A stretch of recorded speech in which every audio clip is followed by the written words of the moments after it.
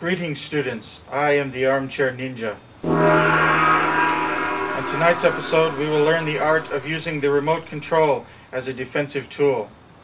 Using what we learned in the previous lesson, we will use the seated horse stance to begin the throw. You begin thusly.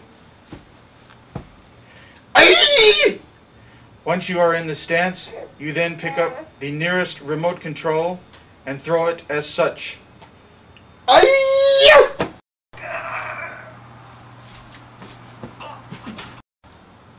This ends tonight's lesson.